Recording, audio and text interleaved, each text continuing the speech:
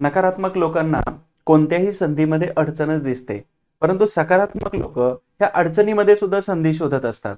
नमस्कार, history by Sachin गोळीक ह्या YouTube चॅनलमध्ये मी सचिन गोळीक तुम्हा सर्वांचं मनापासून स्वागत करतोय. आपण युट्यूबवरती अतिसंभाव्य प्रश्न आणि त्याचबरोबर त्या प्रश्नांच्या प्रत्येक 4 पर्यायांचं विश्लेषण पण आपण या ठिकाणी तुम्हाला देणार आहोत. मी अपेक्षा करतो की तुमचा आतापर्यंतचा अभ्यास अतिशय चांगला झाला असेल आणि आपल्या या युट्यूब चॅनलवरती जर तुम्ही नवीन असाल तर सबस्क्राईब करून ठेवा.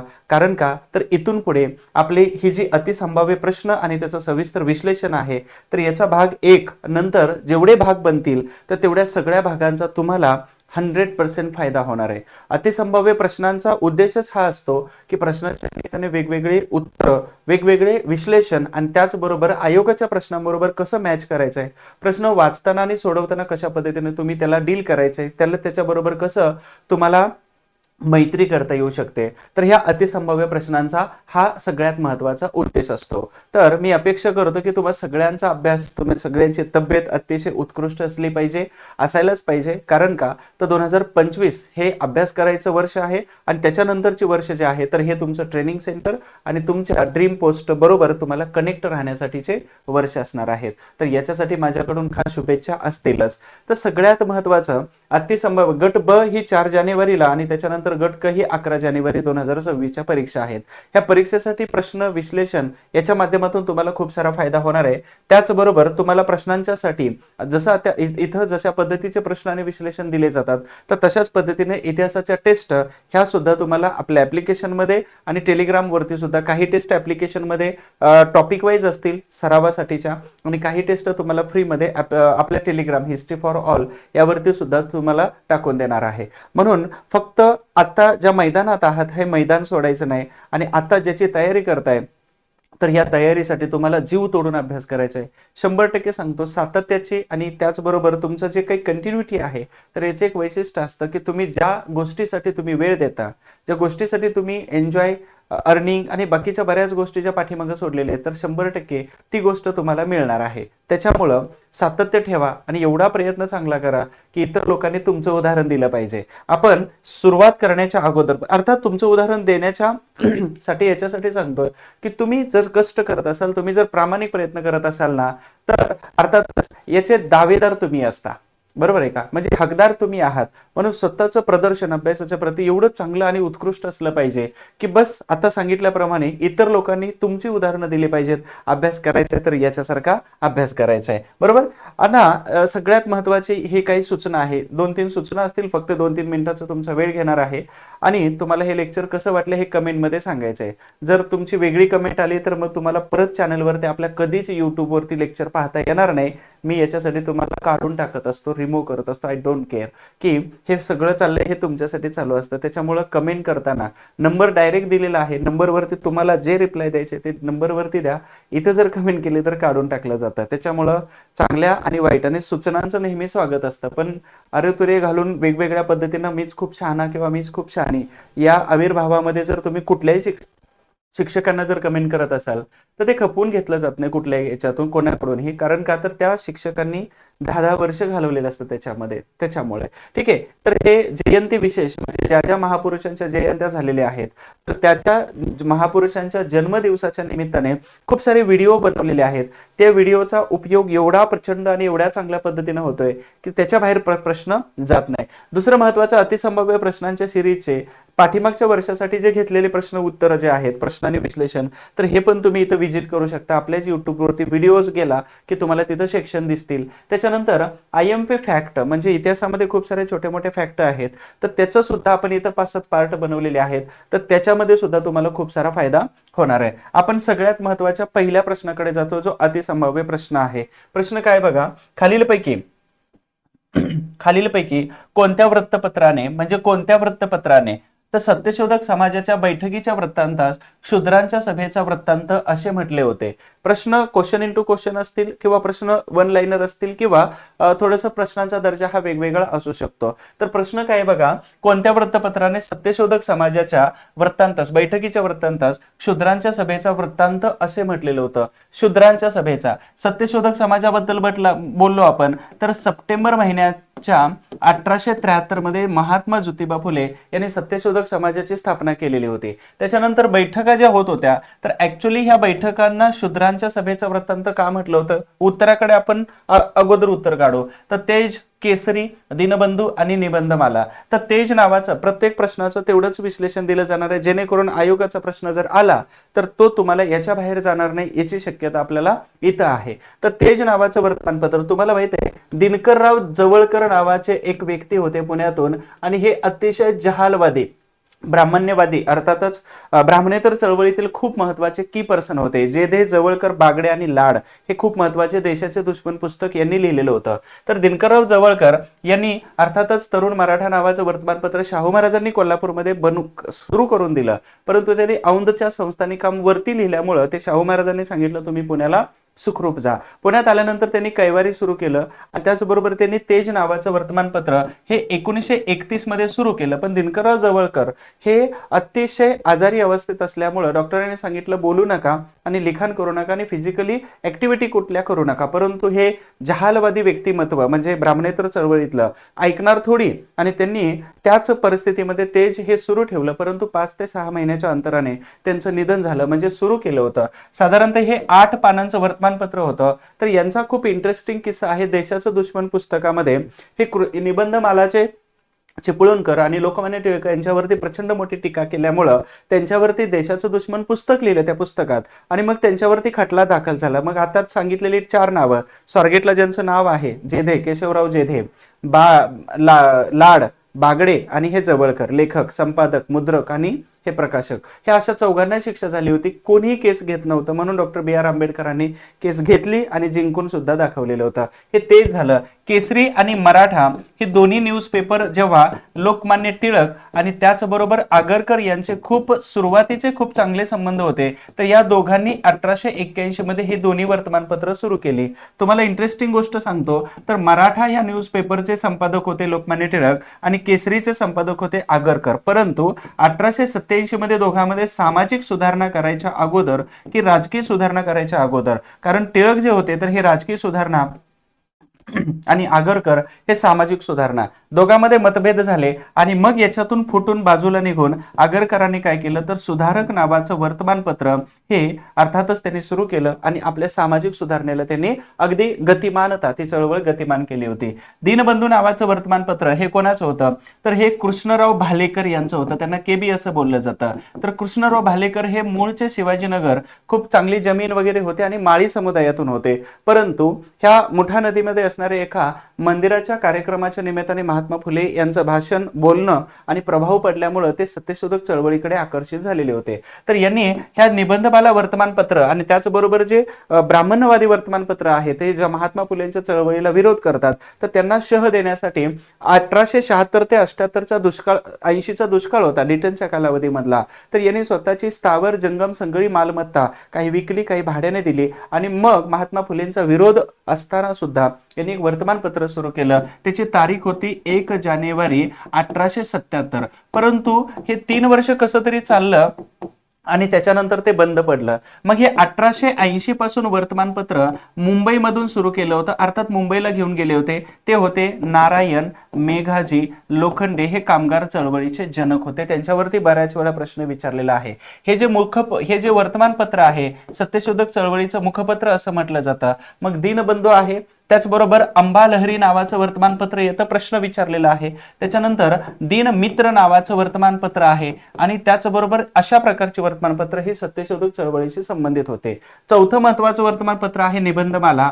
तर हे अर्थातच चिपळूणकर यांच्याद्वारा, चिपळूणकर हे वर्तमानपत्राचं संपादकत्व किंवा त्याच्यामध्ये लिखाण करायचे त्यांचं स्वतःचं होतं आणि या प्रश्नाचं जे उत्तर आहे तर हे चिपळूणकर हे त्याचं योग्य उत्तर आहे. निबंधमाला हे वर्तमानपत्र त्याचं अर्थातच हे इथं शूद्रांच्या सभेचा वृत्तांत म्हणत होते. बरं का म्हणत होते तर सत्यशोधक सभा जी आहे तर ही दलित, पददलित, अर्थातच आपण त्यांना अस्पृश्य म्हणू, ह्या अस्पृश्य वर्गांच्या उद्धारासाठी, स्त्रियांच्या शिक्षणासाठी, मूलभूत न्याय, हक्क आणि अधिकार यांच्यासाठी सत्यशोधक समाज हा महात्मा फुलेंचा काम करत होता. म्हणून नुकतंच बाबा आढाव यांचं निधन झालं होतं. जेव्हा उपोषण चालायचं तेव्हा ते बाबा आढाव, महात्मा फुले वाडा, गंजपेठ, तुम्ही गेला नसाल तर नक्की विजिट करा त्याला बरं का. पुण्यात असाल तर, आणि बाहेरून आला तर त्यांना भेटायला गेल्याशिवाय वाड्याला बाहेर जायचं नाही, हा नियम टाकून ठेवा. तर हे सत्यशोधक म्हणजे अर्थातच ही मोमेंट अजून पण चालू आहे त्या विचारांची. तर महात्मा ज्योतिबा फुलेने अशा प्रकारचं काम केलं आणि त्याला प्रत्येक वेळी विरोध जो केला जात होता तर तो केला जात होता या निबंधमाला, अर्थातच ह्या चिपळूणकरांच्या वर्तमानपत्र आणि त्यांच्या वृत्तीतून आणि त्यांच्या कृतीतून. ठीक आहे, लक्षात ठेवा. म्हणून या प्रश्नाचं जे उत्तर आहे तर हे निबंधमाला हे वर्तमानपत्र आहे. बाकीचे 3 वर्तमानपत्र परीक्षेला वेळोवेळी आलेले आहेत. दिनबंधू पाठ करून जावा, परीक्षेला येते. हे वर्तमानपत्र आहे. तेज कैवारे. तर छत्रपती शाहू महाराजांनी कोणकोणत्या न्यूजपेपरला मदत केली त्या कॅटेगरीमध्ये हे येतं. केसरी आणि मराठा, लोकमान्य टिळक आणि आगरकर हे अतिशय महत्वाचे व्यक्ती आणि न्यूजपेपर आहेत. त्याच्यामुळं ह्या वर्तमानपत्रावरना सुद्धा थोडंसं लक्ष द्या. हा झाला न्यूजपेपरचा टॉपिक. यानंतर 2 नंबरचा प्रश्न बघा. सत्यशोधक साध्वीनी असा उल्लेख महात्मा ज्योतिबा फुले यांनी कोणाचा केला म्हणजे इथं प्रश्नचिन्ह आलं. तर सत्यशोधक साध्वीनी असा उल्लेख महात्मा फुले एखाद्या उत्कृष्ट आणि कार्याने आपल्या मोठ्या असणाऱ्या माणसाचाच उल्लेख तशा पद्धतीने करू शकतात, पण साध्वीनी केलेला आहे. म्हणजे इथं 4 ऑप्शन मध्ये आपल्याला महिला दिसणार आहेत. रमाबाई रानडे, डॉक्टर आनंदीबाई जोशी, पंडिता रमाबाई आणि सावित्रीबाई फुले. तर याच्यापैकी आपल्या पत्नीचा तर उल्लेख केलेला नव्हता, म्हणून सावित्रीबाई फुले जे आहे तर हा ऑप्शन कट झालेला होता. त्यानंतर इथं अर्थातच डॉक्टर आनंदीबाई जोशी जे आहेत तर महात्मा ज्योतिबा फुले आणि आनंदीबाई जोशी ह्या पहिल्या डॉक्टर आहेत, परंतु महात्मा ज्योतिबा फुले आणि आनंदीबाई जोशी यांचा कधी संबंध अशा पद्धतीनं नामोल्लेख करणे किंवा कार्याचा गौरव करणे असा आलेला नव्हता. ठीक आहे, 2 ऑप्शन कट झाले. त्यानंतर 2च ऑप्शन राहिले. एक तर रमाबाई रानडे आणि पंडिता रमाबाई. बऱ्याच लोकांचं कन्फ्युजन हेच होतं की रमाबाई रानडे आणि पंडिता रमाबाई. मग काही लोक काय करतात माहितीये का, पंडिता रमाबाई रानडे असंही उत्तर टाकतात. बऱ्याचपैकी आपल्यापैकी कोणी केलेले कमेंट बॉक्समध्ये सांगा. तर असं बऱ्याच वेळा केलं जातं. तर तुम्हाला गंमत सांगायची की पंडिता रमाबाई जे आहे तर त्या सिनियर आहेत आणि त्यांच्या किती वर्षानंतर, तर जेव्हा हे ऍक्टिव्हली काम करत होत्या त्याच्यानंतर 20 ते 25 वर्षानंतर रमाबाई रानडे ह्या ऍक्टिव्ह काम करायला सुरुवात केली होती. म्हणजे ह्या आहेत न्यायमूर्ती रानडे यांच्या पत्नी. लक्षात ठेवा, न्यायमूर्ती रानडे यांच्या पत्नी. आणि जेव्हा 1901 मध्ये त्यांचं निधन झालं तर त्याच्यानंतर महर्षी कर्वे यांच्या आश्रमात गेल्यानंतर मग महिलांचे दुःख, परित्यक्त्या महिला, विधवा महिला हे दुःख बघितल्यानंतर मग ह्या रमाबाई रानडे ह्या सामाजिक कार्यामध्ये आल्या. तत्पूर्वी न्यायमूर्ती रानडे यांच्या बरोबर त्या प्रत्येक वेळी असायच्या, परंतु 100% पार्टिसिपेशन म्हणतो ना आपण, तर तो भाग नव्हता. तर आपण 4 ऑप्शन वरती आपल्याला थोडक्यामध्ये इन्फॉर्मेशन घ्यायचं आहे. महात्मा फुले कोणाबद्दल अशा प्रकारचं वक्तव्य करू शकतात, म्हणजे तुम्हाला कल्पना आली असेल की या ठिकाणी महात्मा ज्योतिबा फुले यांच्या समकालीन असणाऱ्या एक महिला आहेत ज्या स्वतःच्या ताकदीनं अतिशय प्रचंड मोठं काम महिलांसाठी, शिक्षणासाठी, विधवांसाठी आणि लहान लेकरांसाठी ह्या काम करत होत्या. तर त्या आहेत पंडिता रमाबाई. म्हणून आपल्या प्रश्नाचे जे उत्तर आहे तर ह्या पंडिता रमाबाई येतात. मग आपल्याला प्रत्येक प्रश्नाला डिकोड करायचंय. रमाबाई रानडे ह्या महत्वाच्या महिला आहेत. तर रमाबाई रानडे ह्या न्यायमूर्ती रानडे यांच्या पत्नी आहेत, हे लक्षात ठेवा. ठीक आहे. तर न्यायमूर्ती रानडे यांच्या त्या पत्नी आहेत. त्यानंतर हे कर्वे यांच्या विधवाश्रम जो आहे किंवा जो काही बालिकाश्रम जो आहे तर यांच्यामध्ये काम केल्यानंतर त्या कळाल्या. त्यानंतर येरवडा जो तुरुंग आहे, ह्या येरवडा तुरुंगामध्ये असणाऱ्या ज्या स्त्री कैदी आहेत तर यांच्या उद्धारासाठी त्यांनी खूप मोठं काम केलं होतं. त्याचबरोबर महिलांना मतदानाचा अधिकार मिळावा याच्यासाठी त्यांनी खूप महत्वाचं काम केलं. त्याबरोबरच आर्य संस्था जी आहे तर या संस्थेची स्थापना सुद्धा त्यांनी अर्थात 1909च्या दरम्यान पुण्यामध्ये केली. त्याच्याबरोबरच महिला परिषद जे आहे 1904 मध्ये महिला परिषद, ह्या महिला परिषदेचं अध्यक्ष मुंबईमध्ये हे रमाबाई रानडे यांनी अर्थातच इथं पार पाडलं होतं. त्याच्यानंतर तुमच्या सगळ्यांच्या माहितीसाठी सांगतो की भारताला पहिली नर्स जर कोणी दिली असेल, नर्सिंग ही पहिली नर्स जर कोणी दिली असेल तर ती रमाबाई रानडे यांच्या कामातून हा कोर्स भारतामध्ये सुरू केला होता. त्याच्यानंतर यांनी प्रार्थना समाजाबरोबर हे कनेक्टेड होत्या आणि प्रत्येक शुक्रवारी ह्या येरवडा तुरुंगामध्ये महिला कैद्यांसाठी त्या जात होत्या. दुसरी गोष्ट, रानडे यांच्याबरोबर ते प्रत्येक शुक्रवारी ह्या प्रार्थना समाजाच्या सभेला त्याचबरोबर प्रार्थनेला त्या हजर राहत होत्या. अर्थात ह्या रमाबाई रानडे जे आहेत तर ह्या खूप महत्वाच्या महिला. अजून एक सगळ्यात महत्वाची नोटीस करण्यासारखी गोष्ट म्हणजे असहकार चळवळ जी आहे गांधीजींनी 1920 मध्ये सुरू केली होती. ह्या असहकार चळवळीमध्ये चरखा चालवण्याचं काम सुद्धा ह्या रमाबाई रानडे यांनी केलेलं होतं. म्हणजे थोडक्यात सांगायचा उद्देश हा आहे की यांनी जे काम केलं होतं तर ह्या कामाला महात्मा गांधीजी यांनी खूप इंटरेस्टिंग अशी एक फॅक्ट किंवा खूप चांगले एक वाक्य बोललेले होते. महात्मा गांधीजी यांच्या निधनानंतर काय म्हणतात माहितीये का, जेव्हा यांचं निधन झालं तर त्यावेळी राष्ट्रीय नुकसान झालं असं गांधीजींनी म्हटलेलं होतं की राष्ट्रीय नुकसान झालं. आणि त्यानंतर अजून एक प्रश्न येऊ शकतो रमाबाई रानडे यांच्यावरती. तर दोन देश आहेत, एका देशाचं नाव आहे फिजी आणि दुसऱ्या देशाचं नाव आहे केनिया. तर या दोन्ही ठिकाणी म्हणजे भारतीय कामगार वर्ग काम करतो तर त्यांच्या समस्या सोडवण्याचं काम हे रमाबाई रानडे यांनी केलं होतं. मला वाटतं रमाबाई रानडे आपल्या पाठ झाल्या असावे त्या ठिकाणी. तर मी चांगल्या पद्धतीचं विश्लेषण करण्याचा प्रयत्न करतोय, फक्त लेक्चर लक्ष देऊन ऐकायचं तुम्हाला. याच्यानंतर आपला दुसरा पर्याय आहे पंडिता रमाबाई. पंडिता रमाबाई यांचं 1876 ते 80च्या दरम्यान दुष्काळ पडला होता. कर्नाटकमध्ये जन्म झाला होता. आई वडिलांचा मृत्यू झाला. आपला भाऊ श्रीनिवास याला घेतलं आणि भारत भ्रमणाला निघाल्या. वडिलांचा संस्कृतचा वारसा यांच्यामध्ये आला होता. फक्त डिटेल्स मध्ये लक्ष देऊन ऐका.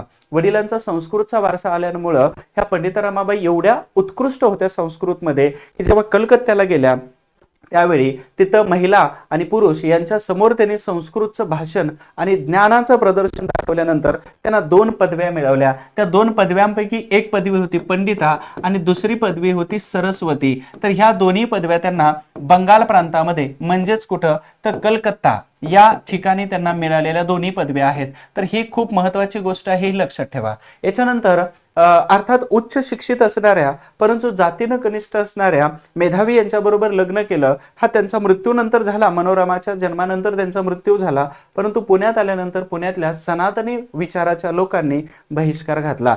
त्याच दरम्यान म्हणजे तत्कालीन कालावधीमध्ये यांनी वेगवेगळ्या म्हणजे आर्य महिला समाज असेल किंवा वेगवेगळ्या सामाजिक संस्था प्रार्थना समाजाच्या तर त्यांच्याबरोबर कामाला सुरुवात केली. आणि मग फायनली यांनी हायकास्ट हिंदू वुमन नावाचं पुस्तक लिहिलं आणि पुस्तकातून आलेले जे पैसे होते ते यातून त्या लंडनला गेल्या, हिंदू धर्म त्याग केला, हे ख्रिश्चन धर्माचा स्वीकार केला आणि त्याच्यानंतर भारतात येऊन समाज सुधारणावादी कामाला सुरुवात केली. त्याच दरम्यान पुण्यामध्ये जे शारदा सदन जो वगैरे सुरू केलं होतं, या शारदा सदनला पुण्यातल्या लोकांनी प्रचंड विरोध केल्यामुळे पुण्यापासून 55 किलोमीटर अंतरावर असणाऱ्या केडगाव या ठिकाणी आज रेल्वे स्टेशन आहे चौफुला सोलापूर हायवेवरती, तर त्या ठिकाणी त्यांनी मुक्ती सदन सुरू केलं. परंतु त्यांनी महिला, शिक्षण, विधवा आणि त्याचबरोबर अर्थात इथं लहान छोट्या मुली तर ह्या सगळ्यांसाठी त्यांनी क्रमाने अनुक्रमे वेगवेगळ्या सदनांची स्थापना केली. हे जे सदन स्थापन केलेत ना, ह्या सदनवरती तुम्हाला जोड्या लावा किंवा वेगवेगळ्या अँगलने प्रत्येक वर्षी तुम्हाला प्रश्न विचारला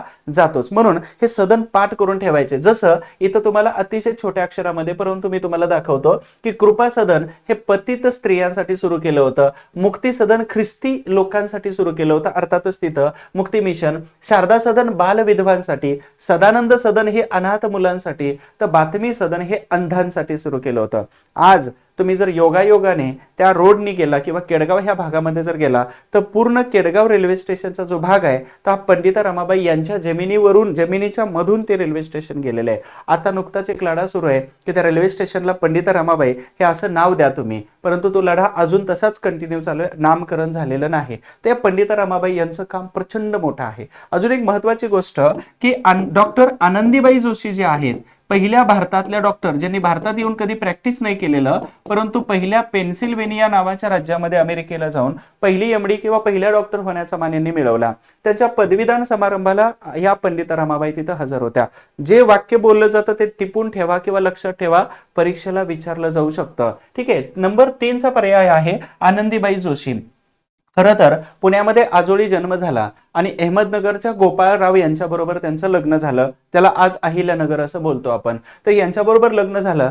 तुम्हाला माहित आहे आजकाल महिलांना लग्न झाल्यानंतर मारहाण केली जाते, तुला जेवण येत नाही, तुला घरचं काम येत नाही किंवा तू इतरत्र कुठल्याही कामामध्ये व्यवस्थित नाही. परंतु गोपाळराव हे थोडेसे विचित्र आणि अवलिया व्यक्ती होते. धर्म तर बदलणे किंवा जे धर्माचे ठेकेदार म्हणून काम करणारी हिंदू धर्मातली लोक आहेत यांची टिंगलटावाळी करणं तो खूप इंटरेस्टिंग फॅक्ट आहे.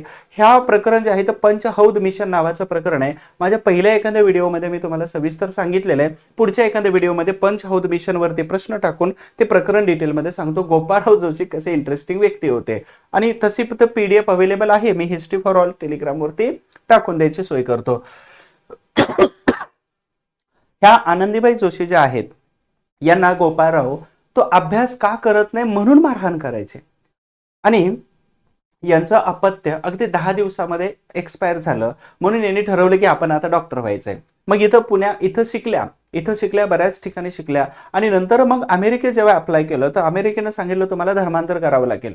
फायनली यांनी सांगितलं की करणार नाही. त्याच्यावरती यांना ऍडमिशन मिळालं अमेरिकेच्या पेन्सिल्व्हेनिया ह्या अर्थात तिथल्या विद्यापीठामध्ये. आणि मग तिथून तशा प्रकारची पदवी घेणाऱ्या ह्या पहिल्या भारतीय महिला होत्या. विशेष तुम्हाला सांगायचं की इथं असणारी भारताची राणी विक्टोरिया जी आहे तर ह्या विक्टोरिया राणीने यांचं अभिनंदन केलं होतं. ही एक सगळ्यात महत्वाची गोष्ट. त्यांच्या समारंभाला स्वतः पंडिता रमाबाई हजर राहिलेल्या होत्या. दुसरी गोष्ट, ह्या आल्यानंतर कोल्हापूरच्या एका सरकारी दवाखान्यामध्ये ह्या कामावर रुजू झाल्या. परंतु एकाही पेशंटला न तपासता त्यांच्यावरती अर्थातच आल्यानंतरच त्यांची तब्येत ठीकठाक नव्हती आणि त्याच्यामुळे त्यांचा तुरंत मृत्यू झाला. म्हणून रखमाबाई राव जे आहेत तर ह्या डिवोर्स घेऊन इंग्लंड आणि अमेरिकेमध्ये त्यांची डिवोर्सची 1888 ची केस प्रचंड गाजली होती. आणि त्याच्यानंतर त्या पहिल्या प्रॅक्टिशनल डॉक्टर ह्या आहेत. हे दोन गोष्टी अर्थात ह्या खूप महत्वाच्या गोष्टी आहेत, तर ह्या लक्षात ठेवा. ठीक आहे. आणि ह्या आनंदीबाई जोशी ज्या आहेत तर यांनी ज्या अर्थात आपल्या विषयामध्ये प्रावीण्य मिळवलं तर प्रसूतीशास्त्र हे त्यांचा प्रावीण्याचा विषय होता. हे लक्षात ठेवा. ठीक आहे. यानंतर आपला 4 नंबरचा पर्याय आहे तो म्हणजे सावित्रीबाई फुले. मी तुम्हाला जास्त काही सांगणार नाही, परंतु आपल्याच YouTube वरती सावित्रीबाई फुले यांचा व्हिडिओ अतिशय सुंदर टाकलेला आहे. तर तो व्हिडिओ जर तुम्ही पाहिला तर तुम्हाला महात्मा ज्योतिबा फुले, डॉक्टर बाबासाहेब आंबेडकर यांच्यापासून अगदी हे जे व्हिडिओ आहेत हे व्हिडिओ तुमच्या अभ्यासाला खूपच मदत करतील. आणि एवढी मदत करतील की या व्हिडिओच्या बाहेर कुठेही प्रश्न जाणार नाही. हे बघा, पॉप्युलर व्हिडिओज मध्ये जवळपास 3-3 लाख 4-4 लाख लोकांनी बघितलेले आहेत. चळवळीची लोकही पाहतात, ज्ञानासाठी लोकही पाहतात, परीक्षेसाठी तुम्ही फक्त पहा. तर डॉक्टर आंबेडकर अण्णाभाऊ साठे, शाहू महाराजांपासून रमाबाई आंबेडकरांपर्यंत, भारतीय राष्ट्रीय काँग्रेस पासून विजय स्तंभाच्या इतिहासापासून महात्मा ज्योतिबा फुले आणि त्याचबरोबर रानडे, जगन्नाथ शंकर सेठ, गोपाळ हरी देशमुख, उमाजी नाईक आणि सावित्रीबाई फुले. तर हा अर्थातच हे जे व्हिडिओ आहेत ते संभाव्यपासून सगळे रेल्वेचा, महात्मा गांधीजींचा, छत्रपती शिवरायांचा इतिहासापासून आदिवासी, काकोरीकड क्रांती दिवस, हे सगळ्या फॅक्ट वगैरे हे सगळे जे व्हिडिओ आहेत तर माझी अपेक्षा आहे की तुम्ही सगळ्यांनी हे वेळोवेळी जर पाहिले तर 100% तुम्हाला परीक्षेच्या अगोदर 100% फायदा होणार आहे. हे लक्षात ठेवा. ठीक आहे. आपण पुढच्या प्रश्नाकडे जाण्याच्या अगोदर मी मागाशी सूचना सांगायला तुम्हाला विसरलो की ही जी महत्वाची सूचना आहे की इतिहासाचं वेटेज जे आहे हे फक्त 10 प्रश्नांचं जरी असलं तर आपल्या रिझल्टसाठी 0.25 मार्क सुद्धा मॅटर करतात. आणि म्हणून तुमच्या सगळ्यांसाठी काय केलंय की ही वनडेची बॅच आहे. फी फक्त 250 रुपये आहे. हिस्ट्री बाय सचिन गुलिक ह्या ऍप्लिकेशन मध्ये तुम्हाला प्ले स्टोअरला गेला की अवेलेबल होतं. जर अजून काही अडचण आली तर नंबर दिलेलाच आहे 9545 600 535 सेव्ह करून ठेवा. आणि तुम्हाला नोट्स, बॅचची माहिती आणि अजून काही इन्फॉर्मेशन किंवा अजून काही इतिहासातली अडचण असेल तर तुम्हाला व्हॉट्सअपवरती हाय केलं किंवा मेसेज केला व्हॉट्सअपवरती की तुम्हाला रिप्लायची तिथं सोय आहे. तर ही बॅच आहे ऍप्लिकेशनमध्ये आणि तिथं जेवढे 12-13 व्हिडिओ आहेत, वन डेची बॅच आहे म्हणजे एका दिवसात तुम्ही 12-13 व्हिडिओ कसंही कव्हर करू शकता किंवा 2 दिवस घ्या. आणि त्या तेवढ्या दिवसामध्ये जर वाचलं, ऐकलं, बघितलं तर 100% सांगतो तुमचे 8-9 प्रश्न बरोबर येण्याची शक्यता तिथं असते. 1-2 प्रश्न कुठून कसे येतात ते कोणालाच माहित नाही. प्रत्येक वेळी नवीन संशोधनाचा भाग असतो. ठीक आहे. सूचना संपली. आपल्या महत्वाच्या टॉपिककडे, प्रश्नांकडे जाऊया. 3 नंबरचा प्रश्न आहे, खालीलपैकी कोणी संमती वय कायद्याचे समर्थन केले? खालीलपैकी कोणी संमती वय कायद्याचे समर्थन केलं? संमती वयाचा कायदा म्हणजेच काय तर भारतामध्ये पहिलं मुलींचं वय हे 6 वर्ष असायचं. परंतु त्या 6 वर्षाच्या मुलीचं लग्न हे कितव्या वर्षापर्यंत लागायचं याची तुम्ही कल्पना न केलेली बरी. ओके, तर याची कल्पना न केलेली बरी. तर 30, 40, 50, 60, 80 आणि त्याचबरोबर इकडं 20, इकडं 15, 14, 15 म्हणजे ह्या पुरुषांबरोबर, ह्या वयाच्या पुरुषांबरोबर, मेल कॅटेगरी बरोबर यांचा विवाह होत होता. म्हणून तुम्हाला एक केस सांगतो, फुल मनी नावाची केस आहे. बऱ्यापैकी तुम्हाला सगळ्या लोकांना माहित असेलच. फुल मनी नावाची केस आहे. म्हणजे मुलगी आहे बंगालमधली, अतिशय लहान वयामध्ये लग्न झालं आणि लग्नाच्या पहिल्याच रात्री रक्तस्राव असेल किंवा अनेक वेगवेगळ्या फिजिकल इश्यूजमुळं त्या फुलमणीचा मृत्यू झाला. त्यावेळी बेहरामजी मलबारी नावाच्या एका व्यक्तीनं संमती वयाचा कायदा आणण्यासाठी खूप प्रयत्न केले आणि त्यांनी सांगितलं की मुलीचं वय थोडंसं वाढवलं पाहिजे. आता 18 आहे, 18चे 21 केलं. मग ग्रॅज्युएशन झाल्यानंतर आपला जो कोणी असेल स्वामी, तर तो निवडण्यासाठी लग्न करू नका जोपर्यंत पोस्ट येत नाही. एकच वाक्य बोललोय, जोपर्यंत पोस्ट येत नाही तोपर्यंत लग्न करू नका.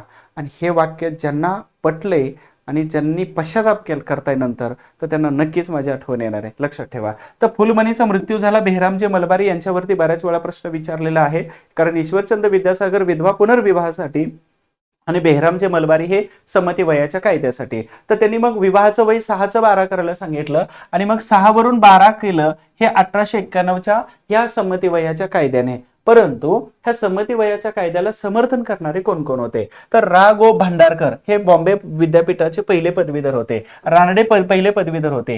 के.टी. तेलंग आणि त्याचबरोबर कृष्णाजी एल नुलकर ह्या व्यक्ती होत्या. तर तुम्हाला विशेष आता जास्त काही सांगणार नाही, परंतु इथं जे चारीच्या चारी ऑप्शन जे दिलेले आहेत, तर हे सगळेच्या सगळे ऑप्शन बरोबर आहेत. म्हणून ह्या पर्यायाचं उत्तर जे आहे तर वरीलपैकी सर्व आहे. परंतु इथं जे ऑप्शन दिले ते यांना थोडक्यामध्ये आपण डिकोड करूया की 2 इथं महत्वाच्या कन्सेप्ट आहेत. एक आहे विधवा पुनर्विवाह. विधवा पुनर्विवाह, विधवा पुनर्विवाह नावाची कन्सेप्ट ही ईश्वरचंद विद्यासागर, तुम्ही सगळेजण परिचित असालच यांच्या बरोबर, ठीक आहे. तर ईश्वरचंद विद्यासागर यांनी 1856 मध्ये ऍक्ट पास करून घेतला इंग्रजांकडून आणि विधवांना सुद्धा पुन्हा एकदा जगण्याचा, सती प्रथा बंद झाली ऑलरेडी विल्यम बेंटिकच्या माध्यमातून, तर पुन्हा एकदा जगण्याचा, पुन्हा एकदा त्यांना विवाह करण्याचा, पुन्हा एकदा संसार करण्याचा आणि त्याचबरोबर पुन्हा एकदा मूलभूत अधिकारांसह सन्मानाने जगण्याचा अधिकार या कायद्याने बहाल केला. तर विधवा पुनर्विवाह. आता विधवा पुनर्विवाह झाल्यानंतर मग त्या मुलींचं लग्न जे होतं, विधवेचं कारण आहे की बालविवाह, म्हणून या ठिकाणी बालविवाह बंदी अर्थात बालविवाह बंदीपेक्षा आपण म्हणू की संमती वयाचा कायदा. आणि हा संमती वयाचा जो कायदा आहे हा त्याच वेळी जर पास झाला तर मुलींचा विवाह जो 6व्या वर्षी होतो, 5व्या वर्षी होतो, पाळण्यात होतो कधी कधी, तर तो विवाहाचं वय कमीत कमी 12 करावं. आणि 12 करण्यासाठी या ठिकाणी ज्या माणसाने काम केलं तर त्याचं नाव आहे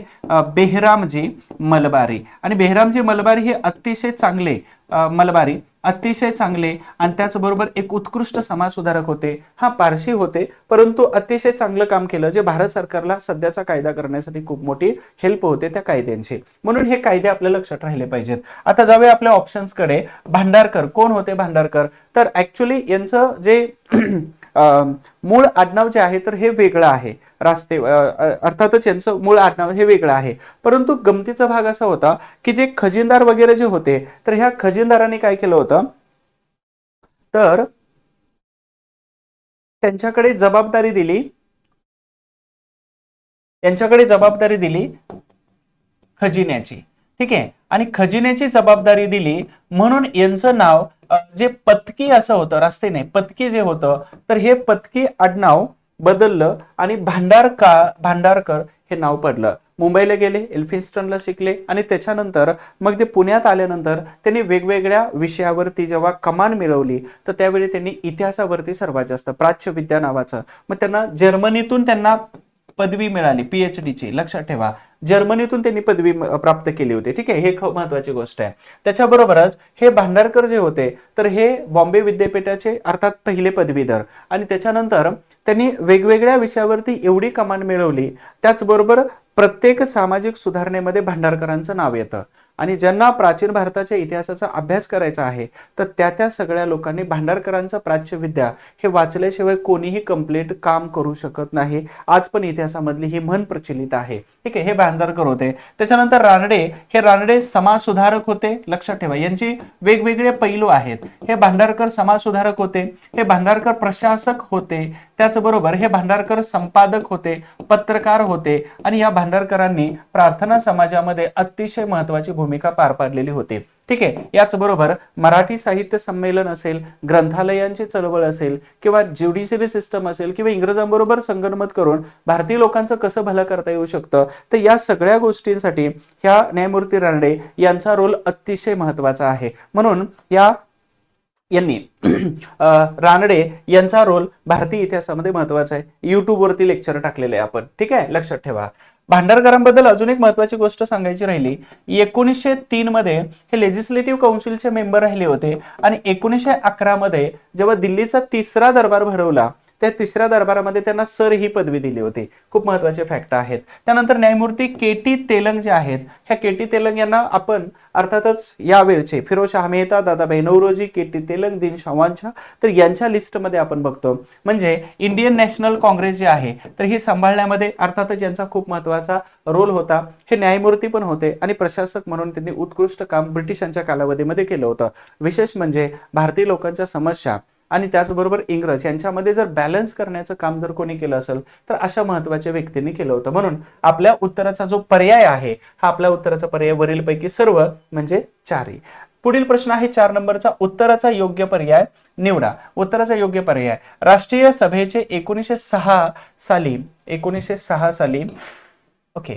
कलकत्ता येथे अधिवेशन पार पडले. 1907 मध्ये राष्ट्रीय सभेचं अधिवेशन अहमदाबाद या ठिकाणी पार पडलं.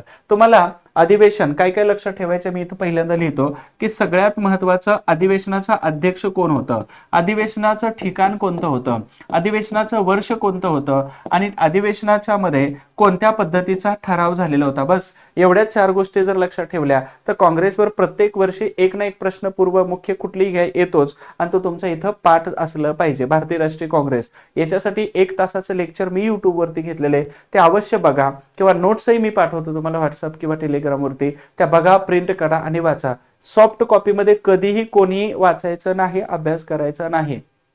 आमचा UPSCचा अनुभव हा सांगतो की आमच्या क्लासमध्ये जेव्हा आम्ही दिल्लीला क्लास केला तर त्यावेळी आमच्या मार्गदर्शकाने हे सांगितलं की सॉफ्ट कॉपीमध्ये अभ्यास करायचा नाही. तेव्हा नुकतंच अँड्रॉइड आलं होतं, 2012ची गोष्ट आहे. म्हणजे आमच्याकडे आलं असेल 1-2 वर्षापूर्वी, पण आमच्याकडे ते पहिलं.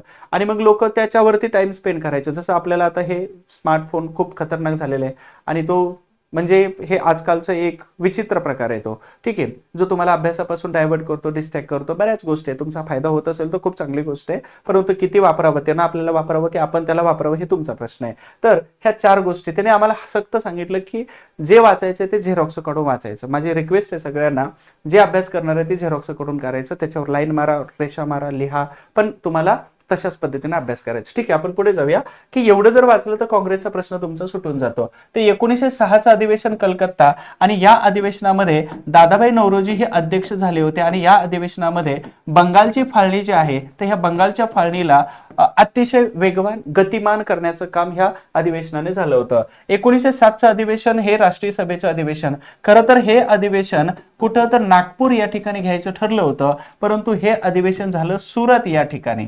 लक्षात ठेवा. आणि सुरतला हे अधिवेशन पार पडल्यामुळं, कुठं सुरतमध्ये हे अधिवेशन पार पडल्यामुळं हे अधिवेशन मवाळवादी गटांच्या गोठामध्ये किंवा त्यांच्या ठिकाणी पार पडलं. म्हणून जहालवादी गट जो होता हा या अधिवेशनानंतर बाजूला पडला. म्हणजे याला काय म्हणतात तर सुरत फूट या नावाने ओळखलं जातं. आता डिटेल्स मध्ये आपल्याला बघायचंय, इथं जे लोकेशन आलेले आहेत म्हणजे विधान अ बरोबर आहे आणि विधान ब चुकीचं आहे. आलं लक्षात, अ बरोबर आहे आणि इथं, म्हणून फक्त अ बरोबर आहे हा ऑप्शन या ठिकाणचा इथं बरोबर येऊन जातो. ब अर्थातच इथं चुकीचं दिलेलं आहे. ठीक आहे, हे झालं सगळ्यात महत्वाचे बेसिक इन्फॉर्मेशन. आता कलकत्ता या ठिकाणी अधिवेशन किती झाले पहिल्यांदा तर बघूया. कलकत्त्याचे अधिवेशन कोणकोणते आहेत मी एकदा सिक्वेन्स लिहून देतो म्हणजे तुम्हाला पटकन लक्षात येऊन जाईल की कलकत्त्यामध्ये अधिवेशन कशा पद्धतीने आणि किती झालेली होती. ठीक आहे, मग कलकत्त्याचं अधिवेशन 1886चं पहिलं, त्याच्यानंतर 1906, त्याच्या पुढे 1920चं अधिवेशन आहे विशेष आणि त्याच्या पुढे 1928चं अधिवेशन. हे कलकत्ता या ठिकाणी 4 अधिवेशनं झाली. सुरत या ठिकाणी अधिवेशन झालं होतं 1902 आणि त्याच्यानंतर 1921. आता कलकत्ता आणि अहमदाबाद हे आलं, ठीक आहे, अहमदाबाद आलं, सुरत आणि अहमदाबादचे 2 अधिवेशनं. आता याच्यानंतर मुंबई या ठिकाणी अधिवेशनं किती झाली होती आणि त्याच्यानंतर आपल्याला सगळ्यात महत्त्वाचं लोकेशन मुंबई आणि मद्रास. मग मुंबईची जी अधिवेशनं आहेत, ह्या मुंबईच्या अधिवेशनाचा क्रम बघा. सगळ्यात पहिलं 1885चं अधिवेशन आहे. त्याच्यानंतर 1889चं 5वं अधिवेशन, हे खूप इम्पॉर्टंट आहे. त्याच्यानंतर 1904चं अधिवेशन आहे, ठीक आहे. त्याच्यानंतर पुढे गेलो आपण तर 1915चं अधिवेशन आहे. त्याच्या पुढे 18चं अधिवेशन आणि त्याच्यानंतर 1934 अधिवेशन. म्हणजे साधारणतः मुंबईमध्ये 6 अधिवेशनं पार पडलेली होती. मद्रास मधली जी अधिवेशनं आहेत, हे मद्रासमध्ये 1887चं एक अधिवेशन आहे, 1894चं एक दुसरं अधिवेशन आहे. म्हणजे अशा प्रकारचे मद्रास प्रांतामध्ये 4 अधिवेशनं इथं पार पडलेले आपल्याला दिसून येतात. म्हणजे मद्रास प्रांतामध्ये जर बघितलं आपण तर 1894, 1903चं एक अधिवेशन आहे या ठिकाणचं, 1903चं एक अधिवेशन आहे आणि त्याचबरोबर 1914 एक्झॅक्टली. तर ही 4 अधिवेशनं आपली मद्रासची झाली. तर अशा पद्धतीने याच्यात सगळ्यात महत्त्वाचं अधिवेशन जे आहे तर ते मुंबई, कलकत्ता आणि त्याच्यानंतर इथलं असणारं मद्रास. तर हे 3 जे प्रांत आहेत हे आपले पाठ झाले पाहिजेत, ठीक आहे. ह्या भारतीय राष्ट्रीय काँग्रेसच्या निमित्ताने जे तुम्हाला पाठ करायचं होतं तर तुम्हाला ऑलरेडी सांगितलेलं आहे. मग एक थोडासा ट्विस्ट म्हणून मी तुम्हाला काँग्रेसचं लेक्चर जे झालेलं आहे तर त्याच्यातला एक पाठ इथं तुम्हाला दाखवतो की ज्याचं अनेक वेळा अध्यक्षपद कोणी भूषवलं होतं. तर व्योमेशचंद्र बॅनर्जी हे नख शिखांत इंग्रज त्यांना असं म्हणतो. नख शिखांत इंग्रज म्हणजे हे अगदी इंग्रजांसारखेच असायचे, पण ह्या दादाभाई नौरोजींचे खूप जवळचे मित्र होते. तर यांनी 1885चं पहिलं अधिवेशन आणि 1892चं अलाहाबादचं दुसरं अधिवेशन अध्यक्ष. विल्यम वेडरबर्न 1889 आणि त्याच्यानंतर 1910च्या अलाहाबादचे अध्यक्ष होते. सुरेंद्रनाथ बॅनर्जी 1895 पुण्याचं अधिवेशन आणि 1902च्या अहमदाबाद अधिवेशनाचे अध्यक्ष, जे आता आपणच लिहिलं होतं. रासबिहारी घोष 1907 सुरतचं अधिवेशन आताच बघितलं आणि 1908च्या मद्रासच्या अधिवेशनाचे अध्यक्ष होते. पंडित मदन मोहन मालवीय 1909 आणि लाहोरचं 1900 अर्थातच इथं असणारं 18चं अधिवेशन. म्हणजे ह्या अधिवेशनामध्ये आपल्याला हे सगळी लोक प्रत्येकी 2-2 वेळा अध्यक्षपद भूषवलेले दिसतात. याच्याबरोबर दादाभाई नौरोजी 3 वेळा आहेत आणि त्याच्यानंतर पुढचे पंडित जवाहरलाल नेहरू सुद्धा आपल्याला या पुढच्या लिस्टमध्ये तिथं दिसले नसतील तर पुढच्या लिस्टमध्ये आहेत ते. आपला 5 नंबरचा प्रश्न आहे, चळवळ करा आणि अखंड चळवळ करा असा संदेश खालीलपैकी कोणी दिला होता? ऑप्शन सुभाषचंद्र बोस, दादाभाई नौरोजी, रासबिहारी बोस आणि त्याचबरोबर गोपाळकृष्ण गोखले आहेत. तर चळवळ करा म्हणजे हा चळवळ करा आणि अखंड चळवळ करा हा संदेश जहालवादी वाटत नाही तर तो मवाळवादी वाटतो. म्हणून या ठिकाणी बाकीचे सगळी लोक मवाळवादीच आहेत.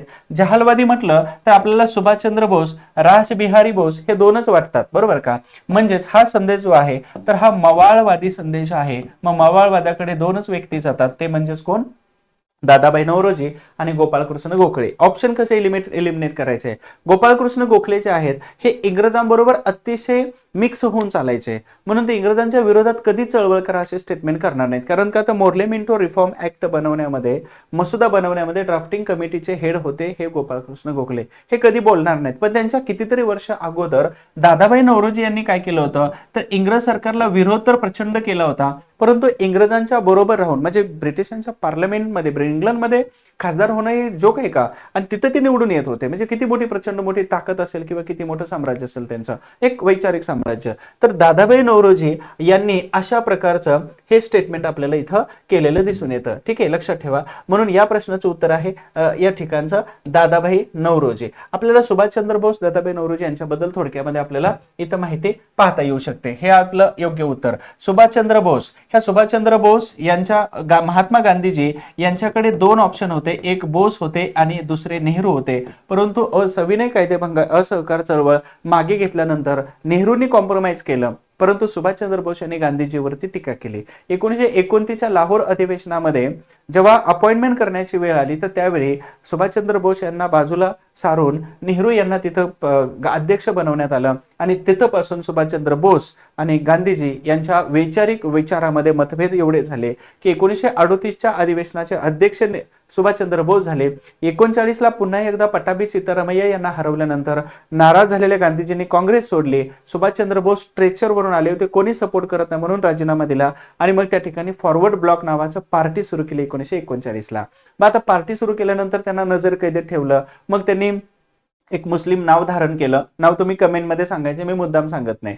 आणि मग ते धारण केल्यानंतर मग दिल्ली, अफगाणिस्तान, त्यानंतर मॉस्को, नंतर जर्मनी, हिटलरची भेट घेतली. सबमरीन घेऊन ते जपानला गेले आणि जपानला गेल्यानंतर मग त्या ठिकाणी असणारे रासबिहारी बोस यांनी हर्डिंगवरती 1912ला बॉम्ब हल्ला केला. अर्थातच दिल्ली कट होता तो, दिल्ली लाहोर कट वगैरे. आणि मग नंतर त्यांनी जपानमध्ये वास्तव्य करत असताना तिथं इंडियन इंडिपेंडन्स लीग असेल, नंतर आझाद हिंद फौजेची स्थापना आणि ते सगळी फौज जी आहे ही सुभाषचंद्र बोस यांच्याकडे हँडओव्हर केली. मग या ठिकाणी आझाद हिंद सेना जी आहे फौज यांनी सुरू केली जपानमध्ये. आणि दुसरी गोष्ट, यांनी सिंगापूर या ठिकाणी, लक्षात ठेवा यावरती बऱ्याच वेळा प्रश्न आलेले आहे, सिंगापूर या ठिकाणी आझाद हिंद सरकारची स्थापना केलेले आयोगाचे प्रश्न आहेत. त्यानंतर आपला दादाभाई नौरोजी यांना काय म्हणतात, भारतीय राजकारणाचे पितामह. म्हणजे यांनी इंग्लंडमध्ये अर्थात एक तो ग्रंथ लिहिला होता आणि त्या ग्रंथामध्ये त्यांनी एक निबंध, अगोदर निबंध लिहिला होता आणि निबंध लिहिल्यानंतर त्यांनी एक ग्रंथ लिहिला होता पॉवर्टीवाला. आणि मग त्या ग्रंथामध्ये त्यांनी निबंधातला जो पार्ट होता तो ग्रंथात टाकला होता. 1869 मध्ये प्रकाशित झाला. आणि मग त्याच्यात लिहिलं होतं भारतीय संपत्तीचं निस्सारण. अपहरण होतं हे रानडेंनी म्हटलं होतं आणि यांनी म्हटलं होतं निस्सारण होते. निस्सारण म्हणजे थोडी थोडी चालली, अपहरण म्हणजेच काय तर ते एकदम घेऊन जाणे. तर अशा प्रकारचे सिद्धांत. आणि मग दादाभाई नौरोजी यांनी वेगवेगळ्या अधिवेशनांचं अध्यक्षपद, ना मवाळवाद ना जहालवाद, हे एकदम असं बरोबर मध्ये राहून व्यवस्थित इंग्रज आणि भारतीय लोकांमध्ये मध्यस्थांचं काम, म्हणजेच खूप अतिशय बॅलन्सिंग वर्क जे आहे तर दादाभाई नौरोजी करायचे. गोपाळकृष्ण गोखले जे आहेत आपल्या भारत सेवक समाज अर्थात इंडियन सिव्हिल सर्वंट सोसायटी जे आहे तर याच्या माध्यमातून युवकांना प्रेरणा देणं, तयार करणं आणि अनेक कामं ह्या गोखले यांनी केली होती. त्याचबरोबर भारताचे राष्ट्रपिता गांधी जे आहेत ते यांचे राजकीय गुरु होण्याचा मान यांना मिळतो. आता तुम्ही म्हणाल मोहम्मद अली जिना आणि दादाभाई नौरोजी यांचं काय काम होतं, तर जिना हे दादाभाई नौरोजी यांचे सचिव होते. त्याचबरोबर मादाम भिकाजी रुस्तम कामा जे आहेत तर या सुद्धा यांच्या बरोबर सचिव म्हणून ते काम करत होते. इंटरेस्टिंग गोष्ट आहे. आणि गोखले यांचे विद्यार्थी कोण कोण होते, तर इथं आहेत सरोजिनी नायडू सगळ्यात महत्वाचे, त्याचबरोबर इथं आहेत जिना, त्याबरोबरच Allan Hume, okay Allan Hume, त्यानंतर महात्मा गांधीजी हे जी लोक आहेत तर ही सगळी लोक गोपाळकृष्ण गोखले यांचे शिष्य होते. आणि गांधीजींना यांनीच सांगितलं म्हणून तर त्यांनी 2 वर्ष भारतातील लोकांच्या सामाजिक समस्यांचा अभ्यास करण्याचं घेतलं. याच्यावर आयोगाने प्रश्न काढलेले. जी लाईन बोलली जाते किंवा लिहिली जाते प्रत्येक लाईनवरती आयोगाचा प्रश्न आहे. फक्त कॉन्सन्ट्रेट करायचंय काय कधी सांगितलं जातंय. हे झालं 4 ऑप्शनचं विश्लेषण. आपला 6 नंबरचा प्रश्न आहे, डॉट डॉट यांनी विटाळ विध्वंसन या कादंबरीमध्ये अस्पृश्यतेचं खंडन केलेलं दिसून येतं.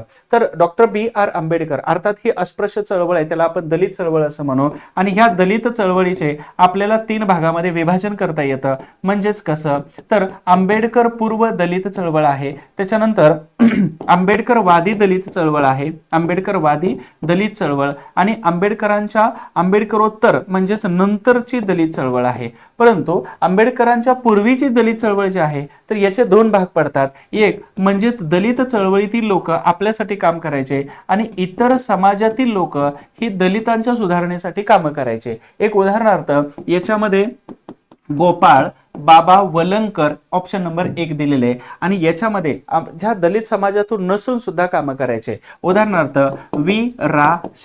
विठ्ठल रामजी शिंदे. ठीक आहे, विठ्ठल रामजी शिंदे हे अतिशय उत्कृष्ट काम करत होते आंबेडकरांच्या अगोदर. म्हणजे आंबेडकरांचं जेव्हा अर्थात ते मॅट्रिकची परीक्षा उत्तीर्ण झाले त्यावेळी वीरा शिंदेने DCM सुरू केलं होतं 1906च्या दरम्यान. आणि मग त्यांनी अस्पृश्यता निवारणाचे, एवढंच नाही तर मराठा समुदायाचे होते वीरा शिंदे. तर मराठा समुदायातली लोक त्यांना म्हणायचे हे महारातील मराठा आहेत किंवा मराठ्यातील महार आहेत, हे असं त्यांना अगदी खूप मोठी टीका करायचे. यांनी सांगितले की जोपर्यंत त्या लोकांमध्ये राहत नाही, समस्या समजत नाही, तोपर्यंत आपल्याला कळणार नाही. म्हणून आपल्या सगळं बिराड म्हणजे सगळं कुटुंब घेतलं, शिफ्ट केलं मुंबईच्या महारवाड्यामध्ये. एवढे मोठे समाजसुधारक होते. परंतु आंबेडकरांचं आगमन झालं, यांनी हळूहळू मग वेगळ्या कामाकडे सुरुवात केली, शेतकरी चळवळ, नंतर काँग्रेसकडे वळालेले होते. तर अशा पद्धतीनं मग गोपाळबाबा वलंकर जे आहेत 1889 मध्ये आर्मी मधून रिटायर्ड झाले. ठीक आहे, आणि मग तोपर्यंत भारतीय आर्मीमध्ये अस्पृश्य असेल किंवा भारतीय लोक तर यांना भरती करून घेतलं जात नव्हतं, म्हणून यांनी भरतीसाठी खूप प्रयत्न केले आणि त्यांनी जो दस्तावेज सुरू बनवला होता किंवा ती पत्रकारिता जी केली होती, तर ही पत्रकारिता म्हणजे दलितांचा हा पहिला दस्तावेज. आंबेडकर म्हणतात पहिली सुरुवात तर गोपाळबाबा वलंगकर यांच्यावरती कोणाचा प्रभाव होता का, तर यांच्यावरती महात्मा ज्योतिबा फुले यांच्या सत्यशोधक विचारांचा प्रभाव होता. त्याचबरोबर इथं असणारे महात्मा ज्योतिबा फुले यांचे गुरु म्हणजेच वस्ताद लहुजी साळवे, त्याचबरोबर क्रांतिकारक फडके, अशा अनेक लोकांचा त्यांच्यावरती प्रभाव होता. हे मित्र कोणाचे होते प्रश्न विचारतील बरं का, रानडे यांचे. आणि रानडे आणि या गोपाळबाबा वलंगकर ह्या दोघांनी इंग्रजांना पत्र पाठवून भरतीमध्ये अस्पृश्य दलितांना समावेश करावा हे या दोघांनी सांगितलेलं होतं. लक्षात ठेवा. TN नायर, त्याचबरोबर शिवराम जानबा कांबळे आणि बाबा पद्मनजी. बाबा पद्मनजी यांची विशेष म्हणजे यमुना पर्यटन नावाची कादंबरी, यमुना पर्यटन ही विधवांचं दुःख मांडणारी कादंबरी 1857च्या दरम्यान ही प्रकाशित झाली होती. ही भारतातली मराठीतली पहिली कादंबरी आहे. याच्यावरती अनेक वेळा प्रश्न विचारले.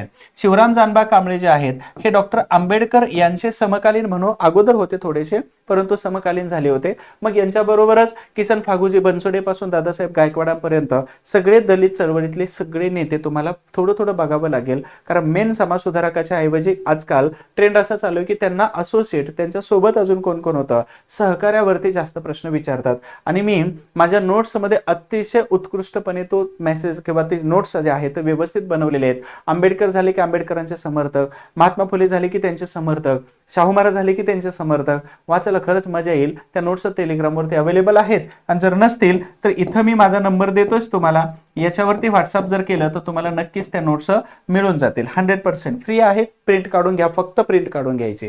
ठीक आहे. यानंतर आपला पुढील प्रश्न आहे, गुजरातमध्ये संत ... यांनी भक्ती संप्रदायास चालना दिली होती. आता भक्ती संप्रदाय, गुजरात आणि त्याचबरोबर व्यक्ती हा आपल्यासाठी काय मॅटर करतात का, नाही, परंतु गांधीजींबरोबर किंवा अनेक विचारधारांबरोबर ह्या व्यक्ती जोडल्या होत्या, म्हणून तुमच्या प्रश्नामध्ये असं येऊ शकतात. आयोगाचा मुख्य परीक्षेला आलेला प्रश्न पण या व्यक्तीवरती वेगळ्या अँगलने फक्त म्हणून इथं बनवलंय. गुजरातचे संत आहेत वामन शहा, देवगुरु पंडित नरसिंह मेहता आणि भाई संत. तुम्हाला माहित आहे का की 1930 पासून 1932 पर्यंत राऊंड टेबल कॉन्फरन्स झाले होत्या 3, आणि राऊंड टेबल कॉन्फरन्स 3 झाल्यानंतर या ठिकाणी 24 सप्टेंबर 1932 मध्ये एक करार झाला, त्याला आपण पुणे करार या नावाने ओळखतो. पुणे करारामध्ये 2 गोष्टी होत्या. एक गोष्ट होती की दलितांना स्वतंत्र मतदार संघ, हा स्वतंत्र मतदारसंघाच्या ऐवजी राखीव जागावरती तो तोडगा निघाला आणि गांधीजींचं प्राण वाचले डॉक्टर आंबेडकर यांच्या सहीनंतर. अर्थात हा पुणे करार झाला. मग पुणे करारानंतर इथं जेव्हा हे कॉन्फरन्स वगैरे संपलेले होत्या तर गांधीजी आणि आंबेडकर यांच्यामध्ये एक संवाद झाला होता. त्याचं संदर्भासहित पुस्तक वगैरे मी तुम्हाला सगळं सांगतो. गांधीजींना आंबेडकरांनी सांगितलं की लपून राजकारण करायचं नाही, जे करायचे ते समोरासमोर करायचं. 1932 नंतर गांधीजी कधीच राजकारणात दिसलेले नाहीत. तुम्हाला चॅलेंज आहे, कुठल्याही पुस्तकामध्ये राजकारणात गेलेले दाखवा. ठीक आहे. दुसरी गोष्ट, या ठिकाणी पुणे करार झाला आणि मग गांधीजींना आंबेडकरांनी हा सल्ला दिला की तुम्ही अस्पृश्य सुधारणेसाठी पण काम करायला हवं. सल्ला दिला म्हणजे ते मोठे नव्हते, सल्ला देण्यासारखे खूप आपापल्या लेवलला होते ते, पण गांधीजींनी ठरवलं की अस्पृश्य उद्धाराचं काम हे पहिल्यापासून करतच होते, थोडं थोडं आता जास्त करावं.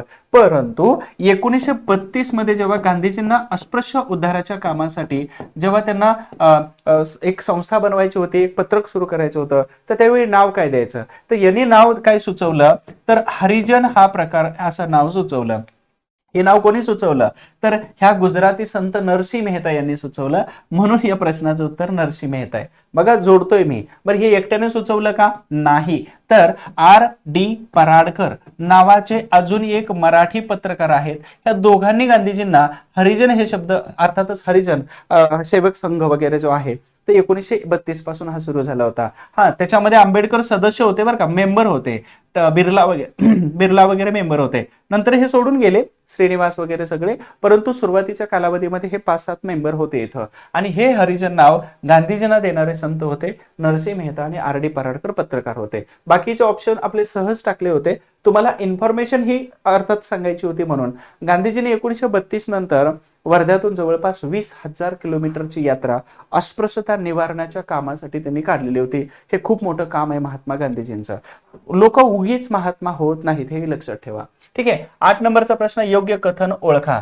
न्यायमूर्ती रानडे यांच्याबद्दलचं कथन आहे, मॅट्रिकच्या परीक्षेसाठी त्यांनी मराठेशाहीचा उदय आणि उत्कर्ष, the rise of Maratha power या विषयावरती निबंध लिहिला. काही काळ त्यांनी शिक्षक संस्थानांचे सचिव आणि जिल्हा न्यायाधीश म्हणून त्यांनी वेगवेगळ्या ठिकाणी त्यांनी काम केलं होतं. हे दोन्हीच्या दोन्ही विधानं हे न्यायमूर्ती रानडे यांच्याबद्दलची बरोबर आहेत. ऍक्च्युली न्यायमूर्ती रानडे यांना आपण वेगवेगळ्या अँगलनी पाहतो. म्हणजे जसं उदाहरणार्थ क्रांतिकारी कामामध्ये न्यायमूर्ती रानडे यांची भूमिका होती का, तर यस, वासुदेव बळवंत फडकेंच्या संदर्भामध्ये आपल्याला जोडता येतं. मराठी, बघा इथं प्रश्न कोणत्या अँगलनी येतो, मराठी साहित्य संमेलन जे आहे याच्यामध्ये सुद्धा त्यांची खूप महत्वाची भूमिका होती. त्याच्यानंतर ग्रंथालयाची चळवळ ही चालवण्यामध्ये सुद्धा त्यांची खूप महत्वाची भूमिका होती. त्याच्यानंतर प्रार्थना समाजाच्या पायाभरणी म्हणण्यापेक्षा प्रार्थना समाजाच्या विचारधारा लोकांपर्यंत पोहोचवण्यासाठी त्यांनी ग्रंथ लिहिले, परंतु त्या एका वेगळ्या उंचीवरती नेऊन ठेवण्याचं काम हे न्यायमूर्ती रानडे यांनीच केलेलं होतं. त्याच्यानंतर एक उत्कृष्ट प्रशासक म्हणून इंग्रज सरकारच्या दरबारी सेवाही त्यांनी खूप चांगली केली होती. एक न्यायाधीश म्हणून भारतातल्या इंग्रजांच्या अर्थात या भारतातल्या ब्रिटिश भारतातल्या न्यायालयामध्ये खूप चांगले गाजलेले अर्थात हे एक न्यायाधीश होते. अशा पद्धतीनं समाज सुधारक रानडे अर्थात खूप मोठं नाव आहे. आणि महात्मा ज्योतिबा फुले त्यांना म्हणायचे की तुमच्या पत्नीचं निधन झालं की तुम्ही लगेच लग्न केलं, परंतु तुमच्या बहिणीचं लग्न नाही केलं तर ते वडिलांना खूप घाबरायचे. मग असं स्वतःचं लग्न केल्यामुळं महात्मा फुलेंनी त्यांना टोमणा मारला होता की रावसाहेब सुधारणेचं ढोंग करू नका. हे इंटरेस्टिंग आहे त्या सगळ्या गोष्टी. सो हे अ आणि ब अर्थात हे दोन्ही विधान कसे आहेत तर न्यायमूर्ती रानडे यांच्या बद्दलची बरोबर येऊन जातात. एवढे प्रश्न तुम्हाला विचारले जाऊ शकतात, लक्षात ठेवा.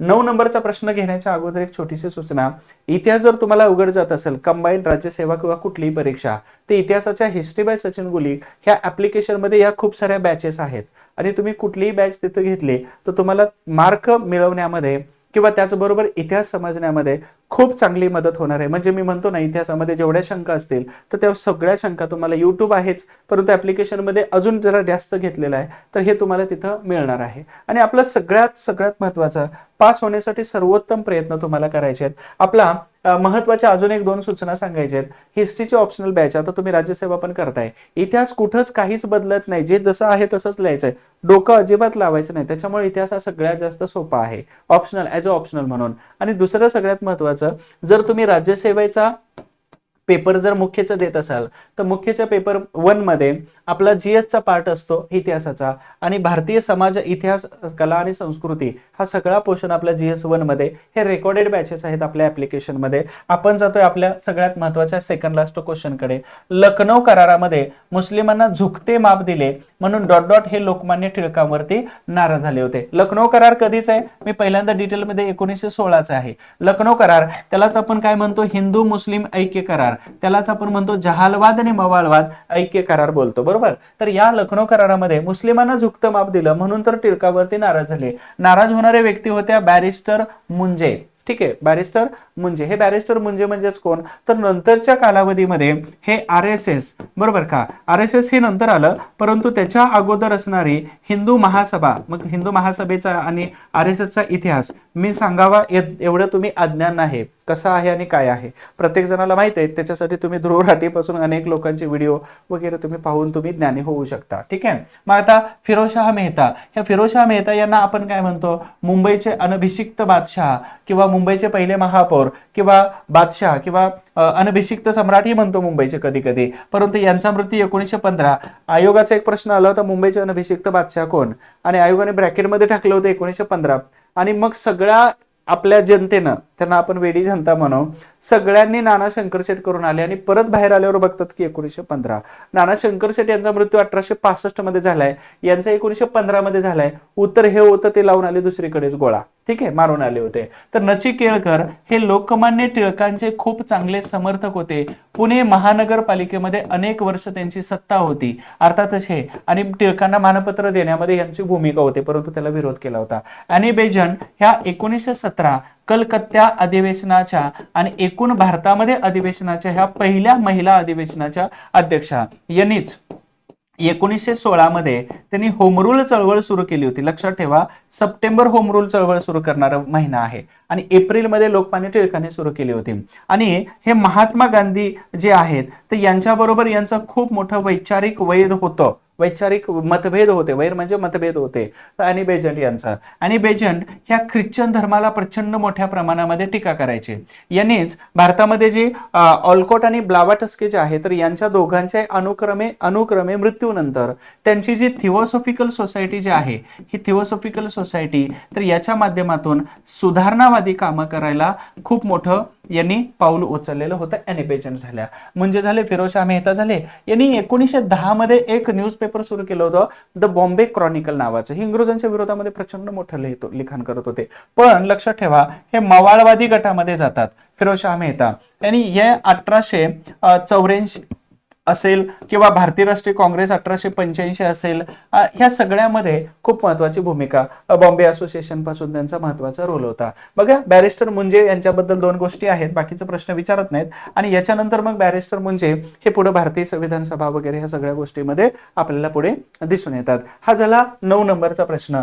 आपला शेवटचा प्रश्न आहे आणि शेवटपर्यंत बघा. मी शेवटी एक तुम्हाला मोटिवेशनल आणि खूप भारीवाली स्टोरी सांगणार आहे. तुम्ही ज्या परिस्थितीमधून पैशाने गरीब असाल किंवा श्रीमंत असाल, परिस्थितीने गरीब असाल किंवा श्रीमंत असाल, सकारात्मक असाल किंवा नकारात्मक असाल, तर अशा प्रकारची स्टोरी ऐकल्यानंतर नक्कीच तुम्हाला परत एकदा 2 तास एक्स्ट्रा अभ्यास करण्याची उर्मी मिळणार आहे. शेवटपर्यंत ऐकायचंय. तर बघा, 10 नंबरचा प्रश्न आहे. काँग्रेसच्या अंतर्गत स्थापन झालेल्या देशसेविका संघ, काँग्रेसच्या अंतर्गत म्हटलेले, गांधीजींच्या समोर झालं ना म्हणून, तर देशसेविका संघ या च्या डॉट डॉट चळवळीत सक्रिय होता. कोणता? तर देशसेविका संघ जे आहे तर ह्या ऑक्टोबर 1936 मध्ये वर्धा या ठिकाणी सुरू झाला होता. आणि लक्ष्मीबाई केळकर, नाव पण लिहितो म्हणजे तुमच्या लक्षात राहील, लक्ष्मीबाई केळकर यांनी ह्या देशसेविका संघाची स्थापना केली होती. अर्थातच ह्या संस्थापिका होत्या, लक्षात ठेवा, संस्थापिका. परंतु यांनी प्रेरणा कुठून घेतली होती? तर हेडगेवार गुरु जे आहेत, हेडगेवार म्हणजेच कोण?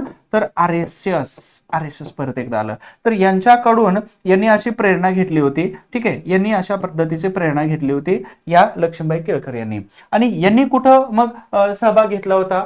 यांनी 1930च्या अगोदरची गोष्ट आहे. 1930च्या अगोदर खूप सारं, 1930च्या दरम्यान म्हणजे जेव्हा महात्मा गांधीजीने असं ठरवलं की आपल्याला आता हा आश्रम सोडून निघायचा आहे, मग जेव्हा निघायचंय तर त्यावेळी मात्र त्यांनी सांगितलं की ह्या आश्रमात स्वातंत्र्य मिळाल्याशिवाय येणार नाही, म्हणजे तो साबरमतीचा आश्रम वगैरे.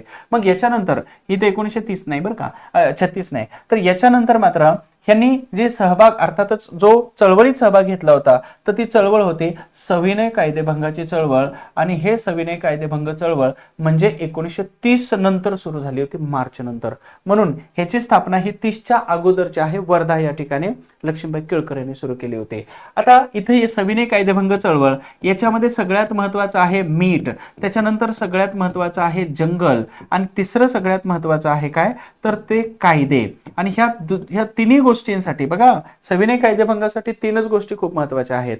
तर ह्या तिन्ही गोष्टींसाठी सविनय कायदेभंग चळवळ भारतामध्ये सगळ्यात फेमस चळवळ झाली. छोडो भारत तर त्याच्यानंतरची सगळ्यात मोठी चळवळ बनलीच, पण सविनय कायदेभंग चळवळ. असहकार चळवळ आहे 1920 ची, खिलाफत आंदोलन आहे, जालियनवाला बाग हत्याकांड आहे, रौलेट कायदा आहे. हे सगळ्या कायद्यांनी इंग्रजांच्या ह्या अन्यायकारी व्यवस्थेच्या विरोधामध्ये गांधीजींनी षडयंत्र उगारलं, ते म्हणजे असहकार चळवळीचं. कोणीही इंग्रजांना मदत करायची नाही. मग या अशा पद्धतीने 1920 मध्ये चळवळ सुरू झाली. पण चौरी चौरा हत्याकांड झाल्यामुळं गांधीजींनी मागे घेतली. मग गांधीजीवरच्या अहिंसात्मक विचारांवरती लोकांनी संशय घेतला, मग जहालवाद सुरू झाला क्रांतिकार्य. मग HRA नावाची संघटना तुम्हाला सगळ्यांना माहित असेल. ठीक आहे. तर चले जाव चळवळ पहिली चळवळ अशी आहे की जी संपूर्ण भारतामध्ये पसरलेली होती. 1939 ला जागतिक दुसरं महायुद्ध सुरू झालं होतं. इंग्रजांनी सांगितलं आम्हाला मदत करा, आम्ही तुम्हाला स्वातंत्र्य देतो. परंतु गांधीजींनी सांगितलं पहिल्यांदा अनुभव घेतलेले 1914-18च्या युद्धामध्ये, आता आम्हाला पहिल्यांदा स्वातंत्र्य, नंतर आम्ही तुम्हाला मदत करतो. याच्यावरती विन्स्टन चर्चिलचं सरकार पडलं आणि क्लेमेंट ॲटलीचं सरकार आलं 1945 ला. म्हणून तर भारताच्या स्वातंत्र्याची गाडी जी आहे ते मेन ट्रॅकवरती आली. परंतु तत्पूर्वी 1942 ला गांधीजींनी ठरवलं की इंग्लंड हा युद्धात गुंतलेला असेल तोपर्यंत आपण आपल्या स्वातंत्र्याची पोळी भाजून घेऊया. म्हणून 1942 ला संपूर्ण भारतामध्ये चळवळ सुरू झाली होती. वर्ध्यातून निघाले, लक्ष्मीनारायण मंदिरातून दर्शन घेतलं आणि मुंबईला आले गव्हालिया टँकवरून. मग इथं अरुणा असफ अली डोक्यावरती हांडा घेतला आणि चालत असताना इंग्रजांनी विचारलं काय, त्याच्यामध्ये सांगितलं की तुला अंत्यविधीसाठी तुझं साहित्य घेऊन चाललंय. ही 1942 चळवळ आहे. त्याच्यानंतर आपले सायमन कमिशनला विरोध. सायमन कमिशनचं काय होतं आता थोडक्यात लक्ष द्या, फक्त रॅपिड मध्ये सांगतो. 1919चा मॉन्टेग्यू चेम्सफोर्ड सुधारणा कायदा झाला. त्या कायद्यामध्ये असं ठरलं होतं की या कायद्याच्या 84 नंबरच्या कलमानुसार ठरलं होतं की 10 वर्षानंतर वैधानिक कायदा आणला जाईल. 1919 ला आलेला कायद्यानंतर 10 वर्ष म्हणजे 1929 होणार होतं. परंतु इंग्लंडमध्ये अशा प्रकारचे इलेक्शन असल्यामुळे आणि इकॉनॉमिकल क्रायसिस असल्यामुळे त्यांनी 2 वर्षापूर्वीच एक कमिशन नेमलं. त्याचं नाव होतं जॉन सायमन कमिशन.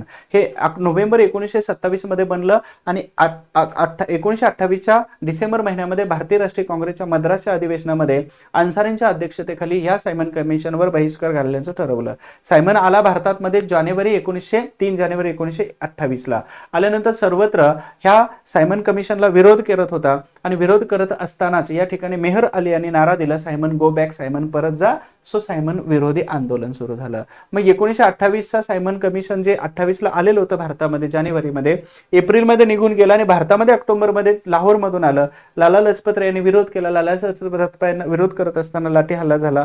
सॉन्डर्सने लाठी हल्ला केला. जेम्स स्कॉटने त्याला ऑर्डर दिली होती आणि त्या हत्येचा बदला म्हणून इथं असणाऱ्या HSRA नावाच्या संघटनेच्या लोकांनी जेम्स स्कॉटला मारण्याचा प्रयत्न करत असताना सॉन्डर्स मारला गेला आणि त्या ठिकाणी क्रांतिकारी चळवळ पुन्हा एकदा HRA आणि नंतर HSRAच्या निमित्ताने पुन्हा एकदा सर्वांच्या समोर आली होती. पकडले गेले सगळे आणि बऱ्यापैकी लोकांना फाशी शिक्षा दिली, बऱ्यापैकी लोकांना स्वातंत्र्यानंतर सोडून दिलं होतं. सायमन कमिशन जे आहे त्या सायमन कमिशनच्या अहवालावरती, नेहरू रिपोर्टच्या अहवालावरती 1930 मध्ये यांनी अहवाल मांडला. राऊंड टेबल कॉन्फरन्स घ्यायचं ठरलं. 32 मध्ये 2-3 झाल्या आणि 3 नंतर श्वेतपत्रिका आली. 34 मध्ये पुन्हा आलं होतं पार्लमेंट जॉईंट सेक्रेटरी कमिटी. त्या सगळ्यांच्या आधारावरती 1935चा भारत शासन कायदा पार पडला होता. त्याच्याच आधारावरती 1937 ला सार्वत्रिक पहिल्या निवडणुका झाल्या होत्या. त्यात 11 प्रांत होते, 8 प्रांत काँग्रेस, 3 प्रांत मुस्लिम लीग. मला वाटतं जेवढं सांगाल तेवढं कमीच आहे. परंतु अशा पद्धतीने आपण 10 प्रश्न आणि त्याचं सविस्तर उत्तर विश्लेषण हे तुम्हाला दिलेलं आहे. हा व्हिडिओ कसा वाटला नक्की सांगा. परंतु शेवटपर्यंत थांबा. खूप चांगला अभ्यास करा, खूप चांगला अभ्यास करा. काय मदत लागते ना, सगळे मार्गदर्शक आहेत. आम्ही जेव्हा अभ्यास करायचो तेव्हा आम्हाला मार्गदर्शक नव्हते, नंबर, युट्यूब हे काहीच नव्हतं. फक्त क्लासमध्ये काय असेल तर एखादा प्रश्न, अदरवाईज काहीच नाही. तेवढी दहशतच असायची, तो रिस्पेक्ट असायचा. पण आजकाल तुमच्याकडे सगळे नंबर आहेत. आम्ही तर असेच लिहून देतो. इतिहासाचा प्रॉब्लेम आहे, विचारा. 2-4 शिक्षक आहेत, कोणालाही विचारा, सोडवून घ्या. प्रत्येक विषयाचा प्रॉब्लेम सोडवा, म्हणजे परफेक्ट तुमचा चांगला अभ्यास होणार आहे. बघा, आपली परिस्थिती अतिशय वाईट असते. आपण टोकतो ना आपल्याला की माझी परिस्थिती खूपच खराब आहे. तुम्हाला गंमत सांगतो, युक्रेन अशांत होता आणि जॉन कोम नावाचा व्यक्ती, त्याची फॅमिली, आई वडील त्याला अमेरिकेमध्ये घेऊन आले. अमेरिकेत घेऊन आल्यानंतर एका संस्थेने त्यांना 2 रूमचे एक घर दिलं आणि त्या घरामध्ये फक्त ते सगळेजण काम करत असताना, इव्हन पेपर टाकण्यापासून सगळी कामं करत त्यांनी अशा प्रकारचं एक एज्युकेशन पूर्ण केलं. आणि एज्युकेशन पूर्ण केल्यानंतर एका yahoo.com नावाच्या कंपनीमध्ये यांना नोकरी मिळाली. ठीक आहे. आता यांना नोकरी मिळाल्यानंतर काय झालं की त्यांना त्यांचे एक मित्र भेटले. त्या मित्राचं नाव आहे ब्रायन एक्टन. तर यांना नोकरी मिळाली. अर्थातच मी व्हॉट्सअपचा निर्माता ह्या जॉन कोम यांच्याबद्दलचं तुम्हाला सांगणार आहे की अतिशय खडतर परिस्थितीमध्ये शिक्षण पूर्ण केलं, नोकरी मिळवली आणि नोकरी मिळवत असताना त्यांना अशा प्रकारचा एक मित्र सापडला. त्या दोघांनी ठरवलं की आपण काहीतरी नवीन करूया असा उद्देश त्यांनी जेव्हा सादर केला किंवा म्हणत होते, तर त्यावेळी त्यांच्याकडची सगळी, बरीच वर्ष निघून गेले, सगळे जे इन्व्हेस्टमेंट होती ते सगळे पैसे त्यांचे संपत गेले. पुन्हा एकदा त्यांनी नोकरीसाठी अप्लाय केलं. परंतु तिथं असणाऱ्या फेसबुक किंवा अनेक जे काही सोशल मीडिया ऍप्लिकेशन्स आहेत तर त्यात सगळ्या ऍप्लिकेशन नोटिफिकेशननी ह्या दोघांना पण कामावरून घेतलेलं नव्हतं. इव्हन इंटरव्ह्यू सुद्धा त्यांचा घेतला नाही. मग शेवटी ठरवलं की आपण काहीतरी बनवूया. म्हणून WhatsApp.inc नावाची कंपनी सुरू केली या व्यक्तीनं आणि कंपनी सुरू केल्यानंतर मग मॅसेंजर कंपनी मित्रांनी सल्ला दिल्यानुसार सुरू केली आणि त्याचं ॲडव्हर्टायझिंगचं काम यांनी केलं आणि ती एवढी कंपनी बनली की ज्या फेसबुकच्या माग झुकेरबर्ग यांनी जेव्हा कामाला नकार दिला होता तो झुकेरबर्ग एका अन्न क्षेत्रालयाच्या बाहेर यांची वेट करत होता आणि ही जी कंपनी विकली ना तर 1,19,000 करोड रुपयामध्ये विकली. आणि त्याचबरोबर मार्क झुकेरबर्ग अर्थात फेसबुक यांनी सांगितलं की त्या कंपनीचा म्हणजे व्हॉट्सअपचा हेड म्हणून तूच राहिला पाहिजे कारण तू बनवलेले तुलाच व्यवस्थित जमतंय. अर्थात सांगायचा उद्देश हा आहे की इथं जॉन कोम असो किंवा ब्रायन एक्टन असो ह्या प्रत्येक मोठ्या माणसाची परिस्थिती ही जी बॅकग्राऊंड आहे ना हे कष्टाने तयार केलेलं असतं. म्हणून आपण सुद्धा आपल्या कष्टाने काहीही करू शकतो हा विश्वास जर तुमच्या प्रती तुमच्या मनामध्ये हा जर अगदी कोरला ना तर तुम्ही कुठलीही पोस्ट काढू शकता. ही बिलीव्ह सिस्टम तुमची ऍक्टिव्ह झाली पाहिजे. सांगायचा उद्देश हा आहे की मी इतिहास शिकवतो कसा इतिहास चांगला वाईट इतिहास शिकवतो हा जज करण्याचा माझा भाग नाही तो तुम्ही करणार आहात. ठीक आहे. परंतु सांगायचा उद्देश आहे की मी शिकवतो माझ्या मेंदूचं वजन 1350 ते 1400 ग्राम आहे.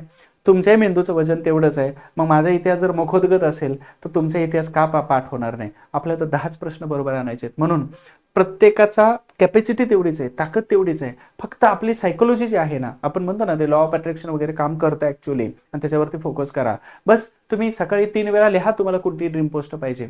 सकाळी 3 वेळा लिहा, दुपारी 6 वेळा लिहा, रात्री 9 वेळा लिहा. 100% सांगतो पुढच्या वर्षी तुम्ही पोस्ट होल्डर असणार आहे. आणि आताच लिहा की तुमचं टार्गेट किती असणार आहे. तुम्ही कंबाईनमध्ये 70 मार्क घेणारे हे टार्गेट तुम्ही लिहून ठेवा. राज्यसेवेला 120 मार्क घेणारे टार्गेट लिहा. म्हणजे तुमचं मन आणि तुमची बॉडी तुमचं ब्लड सर्क्युलेशन हे त्या पद्धतीनं काम करतं. 100% सांगतो तुमचं तेवढ्याच्या तेवढं टार्गेट पूर्ण होणार आहे. कारण का तर तुम्हाला खेचलं जातं ते मॅग्नेट सारखं काम करतं. आलं लक्षात. म्हणून तुमचं टार्गेट लिहा. तुमचं टार्गेट 10 लोकांना सांगा. ते 10 लोक कामाला ठेवल्यासारखे काम करतील की तुम्ही जर विसरलं तर ते लोक टुकटुक म्हणजे तुम्हाला सांगतील की काय झालं 70चं किंवा काय झालं 120 मार्कांचं.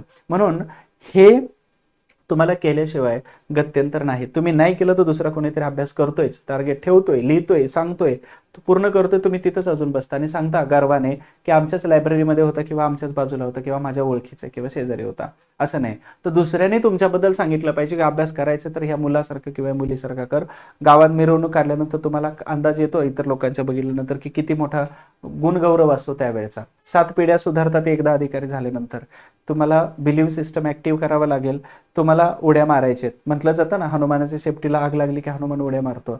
आग लागली की नाही हे तुम्ही ठरवा. नसल लागली तर शिक्षकांकडून आग लावून घ्या सेफ्टीला म्हणजे मोटिवेशन घ्या आणि पुन्हा एकदा आपल्या अभ्यासाकडे अर्थातच वळा. ठीक आहे. प्रेरणेचा स्रोत खूप मोठे आहेत. फक्त स्वतः प्रेरणेचा स्रोत बनला तर तुम्हाला ती प्रेरणा कधीही मरू देणार नाही. सो हॅपी राहा, हेल्दी राहा. तुमच्या अभ्यासासाठी तुमच्या तब्येतीसाठी आणि तुमच्या पोस्टसाठी माझ्याकडून खूप खूप शुभेच्छा. हा व्हिडिओ कसा वाटला तुम्ही सांगायला विसरू नका आणि त्याचबरोबर आपल्या चॅनलला नवीन असाल तर सबस्क्राईब करा. पुढचे व्हिडिओ येत आहेत त्याच्यासाठी सबस्क्राईब करा. त्या व्हिडिओचा नक्कीच तुम्हाला फायदा होणार आहे. All the best. Thank you so much.